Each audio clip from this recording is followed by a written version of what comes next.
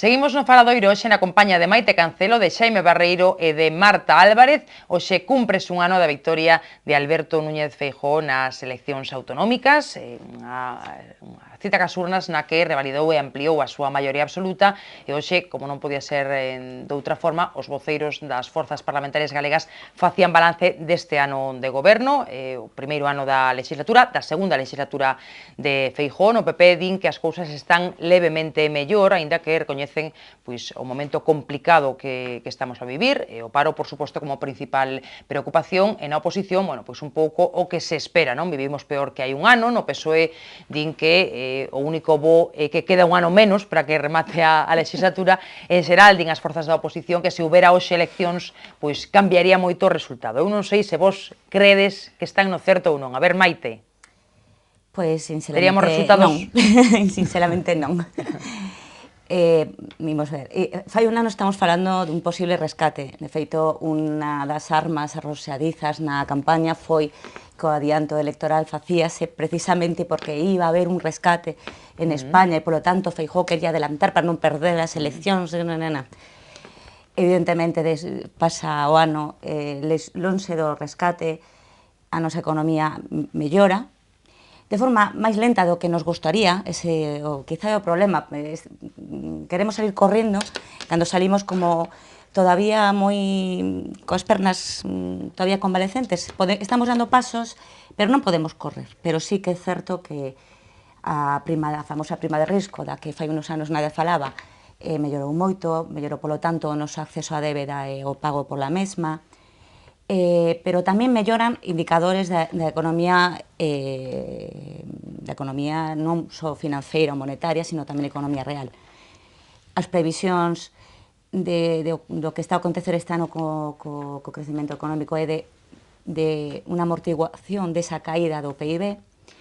Empeza a falarse xa de que pode empezar a repuntar un pouco nos últimos trimestres do ano, ainda os datos están para salir, pero bueno, os datos de comercio exterior, os datos do índice de produción industrial, o índice de creación de empresas, etc., apuntan a unha mellora de economía, e isto fai, ademais, que institucións non públicas, sino tamén universidades, diversos organismos que investigan o que pasa, o que acontece, o que va a acontecer coa economía, falan desa recuperación da economía para leve, pero recuperación da economía para o próximo ano.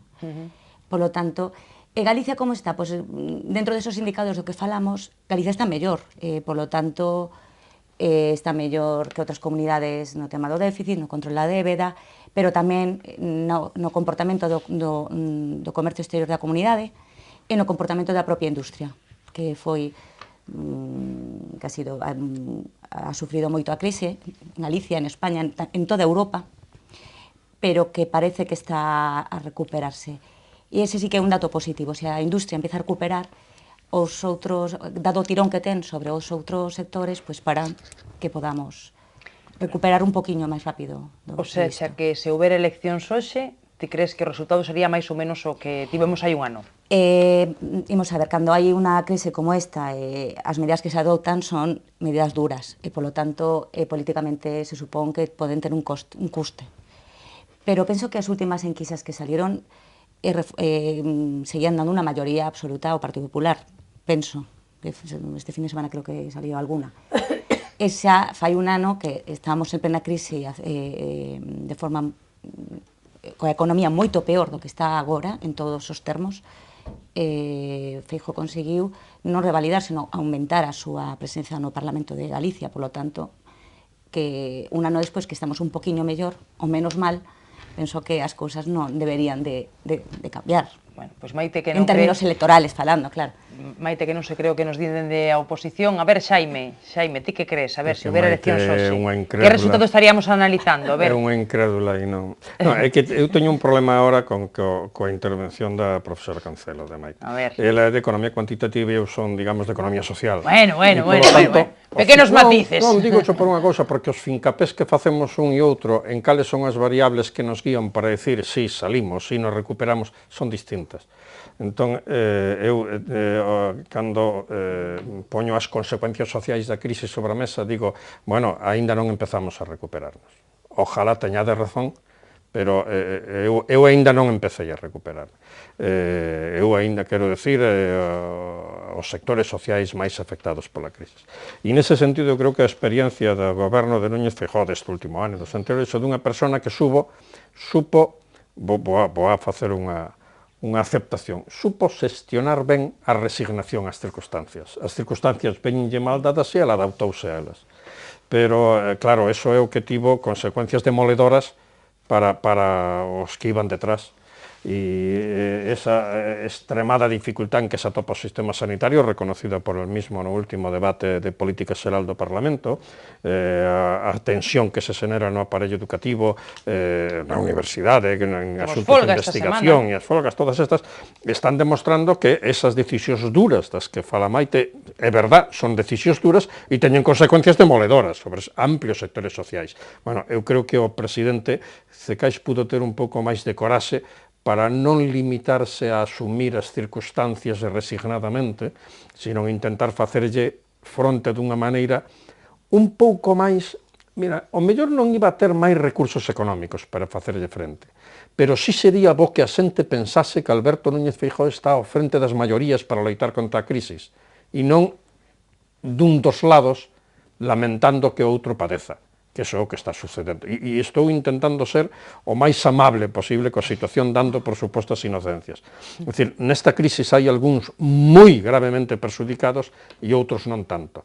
E hai unha percepción probablemente injusta, sempre o poden ser nestes casos, de que o presidente da Xunta non está ao frente do lado do que debía estar para facerlle frente á crisis. Bueno, sei que Maite que non está de acordo, pero déixame que fale antes Marta. A ver, Marta, que non é economista, pero é, como digo eu, sentido común, non? Sentido común. Yo non soy economista, solo soy profesora de historia. Por cierto, tú siempre me nombras catedrático de historia, a ellos profesores, son catedráticas de instituto, son profesores de universidad. Pero bueno, pero non, haciendo quiero decir, no engañas a nadie, pero bueno, quiero decir que cuando se oye siempre me sorprende, porque digo, bueno, esto es increíble. Bueno, vamos a ver. Yo creo que fue un año positivo y el balance es positivo. No tan positivo como quisiéramos, porque seguimos ahí con un problema importante que es el paro. Y lógicamente, mientras tengamos ese nivel de paro, nadie puede estar tranquilo. Pero yo creo que objetivamente, viendo cómo estábamos hace un año y viendo cómo estamos en este momento, las cosas han mejorado. No todo lo rápido que quisiéramos, pero han mejorado. Es cierto que todavía algún sector pues no lo ha notado demasiado, pero estamos empezando por las grandes infraestructuras y ya llegaremos a las un poco más bajas. Con lentitud puede ser, pero es que a veces cuando hay poco dinero hay que ir con lentitud. Entonces, yo diría que tenemos unos indicadores económicos favorables, de que las cosas van mejor. Han mejorado los servicios sociales, digan lo que digan. Porque yo estoy oyendo a veces a nivel nacional que han empeorado las becas. Bueno, pues hay más becas que había, tanto en la universidad como en institutos. Es decir, es que a veces se oyen cosas que verdaderamente uno, si conoce los temas, y yo los temas de bachillerato, pues no, se cabrea la gente porque hay, amigo, mucha demagogia, ¿eh? Claro. Y tú sabes, tú sabes perfectamente, por ejemplo, que en temas económicos o sanitarios, la cuestión en principio es ir contra el PP. Y tienes que demostrar, bueno, vamos a ver, nadie dice que no se haya recortado el sueldo. Yo no dije que no se haya recortado el sueldo, pero no lo han bajado como hizo Zapatero. Yo lo que dije es que no se recortan las becas como se ha dicho, que no se recortan las becas como se ha dicho, que no hay menos dinero para educación como se ha dicho. Eso no es cierto, ¿eh? No es cierto. Lo que pasa es que ya sabemos todos que una mentira repetida pues indefinidamente en la televisión convence a la gente. O sea, que Zapatero entonces, tenía el defecto las de que cosas, no se explicaba bien y a vosotros tenéis la desgracia de que... No, las cosas van mejor, despacio, más despacio de lo que quisiéramos, pero van mejor. Y eso no lo puede negar nadie. Y yo digo que la gente lo percibe, porque hoy, si hay elecciones, el Partido Popular vuelve a ganar por mayoría absoluta. Y supongo que la gente no es idiota. Y si vuelve a votar al Partido Popular es porque, sinceramente, ve en el señor Feijóo alguien que puede llevar o sacar a este país adelante mejor que otros. Yo no digo, los otros tendrán su proyecto, su programa y sus ideas, pero en estos momentos quien mejor puede sacar este país adelante es Feijóo. Y por eso lo votarían, y por eso ganaría. Yo estoy convencida. A ver, pues non sei se que, bueno, non sei se Aquí. interrompo ou Nada, que eu terminei. Maite por aquí A algo. cuestión é a seguinte, falamos, estamos mellor, o sei que fai un ano, estamos lixeramente mellor, o sei que fai un ano, e dentro de uns meses a previsión é que estemos un poquiño mellor, que a melloría continúe. Non se pode crear empregos se a economía non mellora. Se as empresas non fabrican e non venden, evidentemente non se crean postos de traballo. Non pode sair o goberno de Galicia creando 30.000 postos de traballo sacando da manga. Iso un. Iso dilo polo plan que anuncia Méndez Romeu no Iso debate dous. do Estado Sí, da Nación. xa ten unha malicia así de vez en cando tamén sae. Pensando no plan de Zapatero, o seu impacto é un pouco sería reproducir a mesma situación. Eu penso que non é a política mellor. Ademais, incrementouse o gasto social con respecto ao que é o gasto total do goberno, estamos casi no 78. No, incrementouse o porcentaxe que representa o gasto social sobre o gasto total que é menor. A mí explícame porque o que fane, hai que incrementar o gasto en sanidade, hai que incrementar o gasto en educación, hai que incrementar a risca de inclusión social, hai que incrementar. E os cartos de onde saen? Pero que cho vou decir eu aquí. No, de onde saen os cartos? Teño aquí a caixa de Pandora para darche, tío, os cartos. A caixa da Pandora para poderlo facer en un tempo... No, Pero el 78% del presupuesto es de carácter social. O presuposto reduciuse nesas comparacións de maneira drástica o gasto total e, polo tanto, o porcentaxe de gasto... Incrementando a débeda... O porcentaxe de gasto social dos orzamentos da Xunta, que é un gasto blindado dentro da totalidade do gasto total, porque non pode recortar máis, porque senón derrúmbase, vai tendo unha falsa mellora relativa con respecto ao golpe total, porque sigue manténdose rígido. Ojalá se pudera regular máis ese gasto social. Bueno, logo hablaremos dos presupuestos, ¿no? Non digo ojalá. Estamos adiantándonos, pero bueno, despois seguimos falando do balance político, non pasa nada. Non só porcentaxe, en dependencia, no ano 2009 non chegaba a 138 millóns, e agora estamos nos 178 millóns. Por que, Maite? Hai un aumento. Por que aumenta o gasto en dependencia? Por que aumenta o gasto na risca? Por que aumenta a risca, chamas, a renta de... Porque hai unha maior necesidade social que se está a cubrir. O deterioro da situación social e xisa atención de gastos inexcusables. Pero noutros países non está vendo esta atención. Non faledes a ver, non se vos entende. A ver, remata Maite, logo Xaime. Claro, aí se está atendendo a necesidade. Ese é unha das cuestións. Se está atendendo, non podemos dicir que non se está atendendo e aumentando o gasto. A ver, en termos absolutos, non son relativos. Eso non se pode decir, é que cada vez somos máis eficientes no gasto social, non? Estamos máis obligados a un gasto social creciente porque a situación deteriórase ininterrumpidamente e vémonos obligados a poñer máis cartos para atender necesidades inexcusables. Eso non é para celebrar nada, se as cousas están tan ben, debo ser un insensible, eu porque non acabo de pillar. Se fue deteriorando porque venimos de una tremenda crisis. Y hace un año estábamos al borde del abismo. Entonces ahora estamos mejorando. Y eso ahora estamos al borde del precipicio. Que a medida que mejoremos, empezará el empleo a crecer y empezará la gente a tener mejores condiciones. Y los de Cáritas pues tendrán que a lo mejor atender a menos personas. Y los comedores sociales iden de iden, es decir, que todo va unido. Si crecemos, si mejoramos... Los no economistas, es decir, los profesores de historia como tú y yo, le llamamos el cuento a la lechera. Si las cosas van bien, todas tienen tendencia a ir bien. Y si las cosas van mal, todas tienen el riesgo de ir mal. Pero vamos a ver. Si las empresas se recuperan, en la situación, habrá más muchas empleo. De las empresas que están recuperándose, bien, habrá más están recuperándose con unos procesos de revisión de sus procesos productivos que no van a volver a permitir nunca el volumen de empleo que ellas mismas creaban antes de que se desatase la crisis. Bien. Entonces, tiene que haber todavía una recuperación posterior, no solo de esas empresas que padecieron la crisis, sino el surgimiento de nuevas actividades, como la industrialización del campo, por ejemplo, en Galicia, que vayan a generar bolsas de empleo allí en donde no las hubo nunca.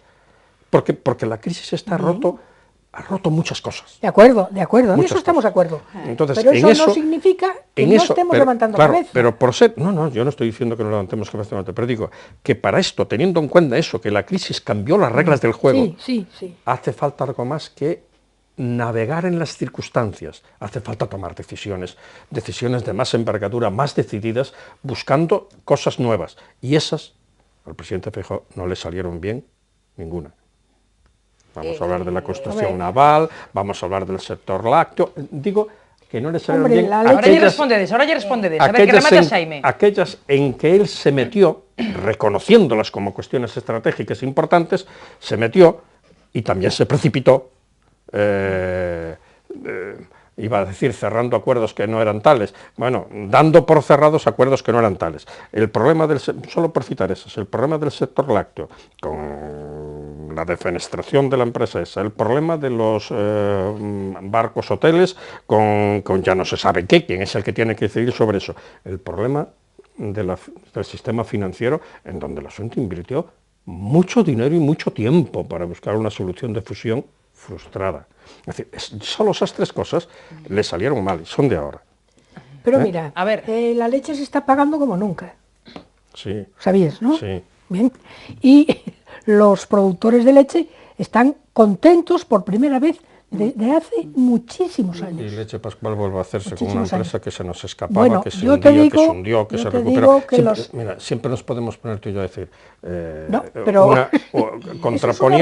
contraponiendo un dato con otro. Claro, claro. En lo que tenemos que discutir es una realidad, la línea general, lo blanco y otro puede ver lo negro. Sería bueno que aprovechásemos este momento del precio de la leche para consolidar una industria láctea propia, capacidad de ofrecer productos diversificados y con potencia de intervención en la dinámica de la comercialización, porque volverá a bajar el precio y nos volveremos a encontrar como las otras 6 veces anteriores. Pero tú no puedes pretender que en la peor situación económica que vivimos desde hace 50 años, el presidente de la Xunta sea capaz de crear un entresijo de empresas que levanten de la nada puede hacer algunas el empleo. Cosas que no hizo. A ver, Maite. Hombre, siempre se puede hacer algo más. Contar con su país para no intentar ser el niño bonito de la fiesta. A ver, Maite, veña, vamos. Se enfadan. Me enfado porque cando oigo os teus compañeiros non queren acompañar a ninguén nesta viaxe ao presidente da Xunta ni ao goberno da Xunta. No, están no, pero espero están por Besteiro non, por o non, dende fai unos anos. Logo falamos de Besteiro, que eso me interesa tamén, a ver, Maite Cancelo. Que falamos no naval? O naval, a Xunta o que pode intentar... Se van a hacer los barcos Maite. Os contratos aínda están aí, pero todos é unha responsabilidade o goberno que fai intentar axudar o sector a salir adiante, non é responsabilidade do goberno galego, evidentemente. Non, foi el o que non foi a negociar o contrato a México. Bueno, pues, pero por que asume ese tipo de responsabilidade? Asumiu a responsabilidade porque lle pareceu que iba a salir ben. Que asuma ahora tamén. Que era o que podía facer, que axudaba ao sector, eso un. E iso ten que facer. En canto a políticas claras, políticas claras que se están acometendo e que siguen acometendo e que siguen tendo que están reflectidos nos seguintes orzamentos da comunidade autónoma, falamos de internacionalización, que foi unha das grandes apostas. Sí. Vai apoio tonteramente e estou a disposición do presidente para calquera cousa que diga que hai que facer no terreno da internacionalización. Falamos de un crecemento das exportacións un 15%, que é o doble do que crece as exportacións en España. Estamos falando que isto é, eu penso que é o indicador que ven a acompañar que en Galicia, primeiro trimestre do ano 2013, que estamos ainda no 13, el segundo trimestre do ano 2013, a produción industrial, o sea, o valor engadido da industria en Galicia medrou nos 2 trimestres de forma consecutiva. En España todavía aínda non. Xa non falo do índice de produción industrial que é máis volátil, é un dato que ten calquera cosiña pode facer que crezca moito ou que caiga, pero o valor engadido industrial medrou en Galicia. Por qué? Porque as exportaciones están indo ben. Iso o que vai facer que... 4 sectores. Pero está medrando, Estamos falando, pero Chuspe, estamos falando de un crecemento 2,7%. Vamos a ver, eu non digo que non. Eu non digo que non haya que traballar. No debate do outro día, dixo que aspiraba que Galicia pudera ser a base logística do sur de Europa. Clavao me ten a súa disposición para ese objetivo. Bueno, pero estou dicendo que vamos bárbaro. Non, eu digo que estamos dando pequenos pasos. Eso evitaría que a nosa recuperación das exportacións fose tan sustiña en sectores tan limitados. Se fóramos capaces de meternos nese programa. E aí vale a pena implicarse polos próximos 10 anos. A ver que remata Maite. No alimentario. Pues a ver si lo dices a tus colegas. e noutros máis bastantes. Que se implique. Quere falar Marta de Besteiro e imos falar tamén de Besteiro. No, digo que se implique. No, o que quero dicir é que nunca dicen que vamos estupendamente, que Hombre, xa saímos, no, digo, se están dando pasos, e se falamos, a mí me preguntas, estamos mellor que fai un ano? Eu digo claramente, sí, estamos mellor. Todo o ben que queremos estar, non. Aínda temos un problema, que é o gran problema, e que irá solucionándose a medida que a economía se vaya recuperando, que é o tema do paro. Cando o tema do paro se vaya resolvendo, se irán resolvendo outros problemas sociais que hai. É evidente. Entón, é unha cosa que é unha secuencia, é unha cadea. Unha cousa va detrás da outra, non a última diante da primeira. Falaba antes Maite, bueno, e algo tamén se apuntaba por aquí, de que non hai acordos, efectivamente non hai acordos, vímolo, logo do debate do Estado da Autonomía, había moitas expectativas que non se cumpriron, o mellor expectativas que non tiñan moita razón de ser, non? Pero se agardaban acordos que non se produciron, non? E dicía Marta, eu espero que con Besteiro cambie a cousa. Ti crees que pode haber aí maior entendemento entre PP, PSOE e a chegada de Besteiro a Secretaría Xeral do PSDG? Debería de haberlo. Y si el PSOE reflexiona y ve cómo van las cosas, yo creo que caminaría en la buena dirección intentando llegar a acuerdos, dialogar y llegar a acuerdos, porque hay muchas cosas en las que el Partido Popular y el Partido Socialista se pueden poner de acuerdo. Y yo siempre digo, pero Dios mío, ¿por qué esta manía de lo dice el PP? Pues nosotros votamos no. Lo dice el PSOE, pues votamos no. Pues no es así. Porque os tenemos manía, Marta. No, pero es que es una cosa Marta está diciendo una cosa muy sensata. Es absurdo, sí, es absurdo. Pero, oye, pero hay esto de no unos llegar a temas los acuerdos... en los que te tienes que poner de acuerdos, en los que la ciudadanía te pide acuerdos. Sí, estou de acordo. Pues entonces, oye, vamos a sentarnos... Estou de acordo por unha razón, Marta, e además eu puxo no por escrito na miña columna del Correo Gallego do jueves pasado, dicen, comentando o discurso do martes, porque escribrina antes do jueves, claro, que foi que se publicou, dicen, hai buenos vientos en el Parlamento, non está mi comentario buenos vientos. El jueves me tragué mis palabras. Lo pensábamos, claro. El jueves me tragué mis palabras. Bueno, pero yo también pienso que a lo mejor esos buenos vientos se reservaron para la entrevista Feijóo-Besteiro. Y no quisieron, digamos, estropear esa primera entrevista. Eu creo que se non hai unha recuperación tan clara de economía como esa que vos decides, que eu desgraciadamente non percibo, debe ser polo catarro. Que los hombres tardáis un poquito más. Entonces o Partido Popular... Está desentrenado de ir a mirar os datos. Bichedes como atacan. Pero ti sabes de defender, non me das pena neste caso. Si logo hai esa recuperación pronto, o Partido Popular acabará votando de menos a compañía do Partido Socialista para moitas cousas delicadas que se están discutindo. Pero el Partido Popular lo está diciendo desde hace tiempo. Entonces, ¿por qué no se echa un acuerdo, Marta? Pero, ¿Aquí hay algún tonto escondido que nos está despistando a todos? Pues no lo sé, porque si tú miras los acuerdos y ves que el PSOE votó que no y se estuvo a una serie de cuestiones que eran realmente algunas de sentido común, porque yo me leí todos los acuerdos. A las nuestras votaron que sí a todas. No, tampoco. Pero si por eso te digo que hace falta diálogo. Esto es como un Teruel, hace falta entenderse. Entonces, hay que él. coger determinados temas y decir, este y este tenemos que ponernos de acuerdo. Luego, en lo demás, oye, cada uno por su lado. Yo estoy de acuerdo. A ver, Maite, a túa percepción sobre isto que estamos a falar. Eu penso igual que Marta, que é importante, ou sería importante que houbera un acordo. Tamén penso como Xaime, que o martes parecía que podría haber máis acordos do que se chegou o xoves, foi unha mágoa. Porque, como é un tema, a política e os políticos ás veces a mí se me escapan un pouco do meu entendemento. Pode ser que sexa unha cuestión de estrategia ou de partido, non teño ni la máis remota idea. Ahora, penso que en algúns puntos non debería haber maior problema de chegar a acordos, a transaccións, a propostas, a mellor esta proposta sí, non, pero transaccionada. Reiteradamente por parte dos partidos, e que era bo que falásemos, son a reforma da administración local, o problema da xestión da sanidade, o paro e, a lei do solo.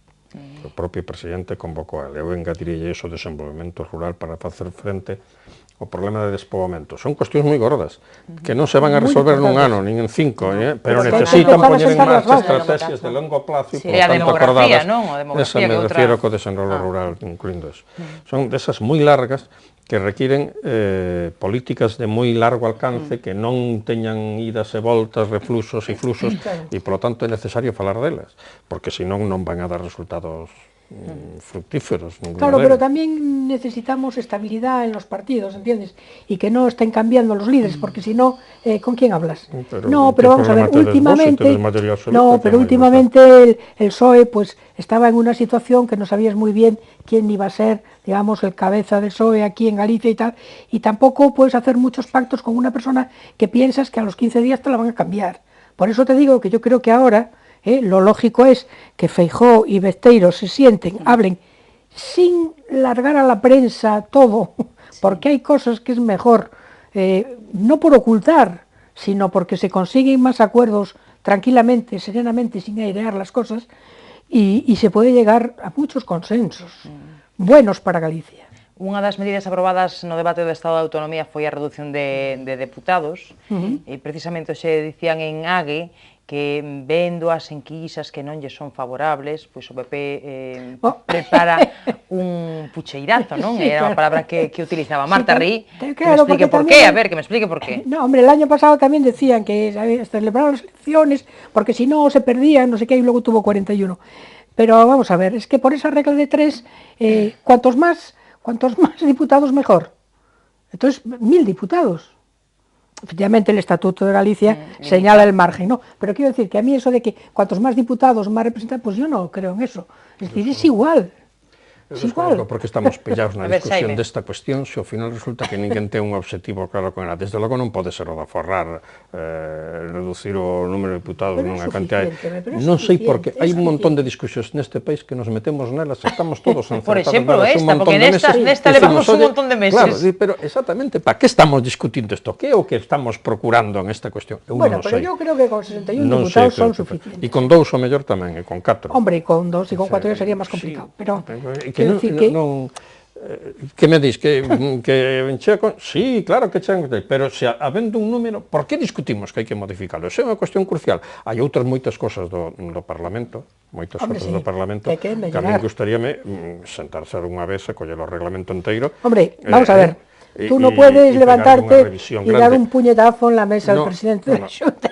Xa non quero chegar a esos bueno, extremos. Pero eso son cosas... Non vexo a Xaime eu facendo eso, No, evidentemente. Pero digoche, a min resultoume moi... A ver, remata Xaime logo Maite. Resulta moi chocante que o debate sobre xeral do Estado de Comunidade se faga por o turno de menor a maior. E que o grupo maioritario da oposición se o último en falar despois de que é suerte de que non hai un grupo mixto cheo de personalidades diversas como no Parlamento Español. Creo que crébase, a unidade do debate político en sí mesmo está quebrada como está. E isto que estamos dicindo, será conveniente que o Partido Popular e o Partido Socialista sean máis responsables, asumindo as súas respectivas responsabilidades, pero nada que me repita, con sentido de país. Temos mal organizado entonces o Parlamento para estas cousas, claro, e vai a costar moito en revisalo. Outra, eu non creo que o Parlamento ten que ser rígido e se sinto o cumprimento das formas. Pero non creo que o Parlamento, claro, non creo que o Parlamento poda estar sempre desatendendo as iniciativas sistemáticas que se pero Jaime, remata Xaime, a ver que remata. Que las hacen a propósito para evitar, bueno, eu creo que nos parlamentos, en todos os parlamentos, no galego, no español, ten que haber un marxen moito máis grande para que os diputados, incluso a nivel individual, teñan máis capacidade de adoptar iniciativas, de facer investigacións por sí mismos, non para crear comisións de investigación, que a min non me caen simpáticas para nada, non son comisións de investigación, son comisións de encausamento público, poñen ali os comparecientes, pero pódense facer traballos en grupos e ponencias de investigación, como fixemos no Senado algunha vez, ou como foi o Parlamento Europeo, como foi o Consello de Europa, sin esa parafernalia de la comisión de investigación, que vengan todos que los vamos a poner a parir. Non, eu creo que aí valía a pena que os grupos parlamentarios designasen algunhas persoas que se dedicasen, si ten que ser exclusivamente a diseñar eso, solo para un objetivo, que a xente acabe creendo que no Parlamento se están dilucidando as súas cuestións e que o vexa cercano. A ver, Maite, do que estamos a falar. Estamos rematando, En canto ao funcionamento do Parlamento, a verdade é que non podo opinar porque non teño ni experiencia como parlamentaria, así como o señor Barreiro sí que ativo, e a señora Álvarez tamén, non sei, la verdade é que descoñezo un pouco como é esa forma, se a outra fórmula é mellor ou non. En canto ao número de diputados, eu penso que unha forma máis de conquerir pequenos aforros, porque son pequenos aforros, pero que tamén se consigue de outros xeitos, non? Eliminando organismos, simplificando a estrutura da nosa comunidade, vais conseguindo pequenos aforros, é dicir, non é só axuste na sanidade, tamén o Parlamento de Galicia adelgaza, porque así tamén se aforra, é unha forma de esos cartos gastarlos noutro lado. Son grandes aforros, non. Que o Parlamento pode funcionar perfectamente con número novo, perfectamente, eu tampouco penso que sea ni unha cuestión... Se además lo dice el Estatuto gallego. Claro, entón penso que non é unha... que exageramos no debate do número en sí. Por que, sí, porque evidentemente é un aforro pequeno máis grande, pero un pequeno aforro que sumado a outros leva a equilibrar mellor as contas públicas. E con respecto ao tema das propostas, es que algunhas son moi pouco realistas. Eu recordo no claustro que unha vez con un alumno pedía máis cartos para a biblioteca, e todos os anos pedía máis cartos para a biblioteca, en un entorno de presupostos bastante razoables, e sobre todo no caso da biblioteca, e sempre pedían máis. E me acordo que o rector le dicía, vale, pero para gastar máis en bibliotecas, en que gasto menos? Entón, a hora de facer propostas hai que ser consecuente con que se está pedindo e pensar que iso repercute no resto do orzamento e, polo tanto, tamén eu non penso en concreto no Partido Socialista, ao mellor a veces penso máis en outros partidos que fan propostas de lo máis variopintas, que tamén hai que ser un pouco consecuente co que se pide no Parlamento. A ver que pechamos, en 10 segundos. Bueno, es que a mí a veces me parece que algunos grupos parlamentarios, efectivamente no exactamente el PSOE, están allí para decir de qué se trata, que me opongo. Sí. Por sistema ya, ¿no? O sea, antes de empezar a hablar ya está, no. Claro, mire usted, así no se puede. Aí cométense algúns, eso que decimos antes dos debates, a que nos poñemos a discutir estas... De verdad que o Parlamento de Galicia, con isto que estades discutindo vos aquí, pode estar ocupado en discutir que parte do sueldo está fiscalmente grabado ou non? Con todo el cariño, todo el respeto, toda pero hay gente que cuando no tiene razones, pues saca anécdotas. Y entonces convierte las categorías en anécdotas. Y saca estas cosas que le parecen que en la opinión pública, ya sabes, pues lo del dinero y eso, siempre tiene mucho eco. Y al final son... Pues muchas veces... En todo caso, seguro que é moi ben vista calquera modificación para que tributen máis no que veñen tributando, non? Entendemos. Imagino que moi ben vista na rúa. Bueno, veremos que pasa, Xaime, non podemos seguir. Algo me querías dicir, dísmo agora en canto despida. É que estas dúas señoras estánme atosigando un pouco.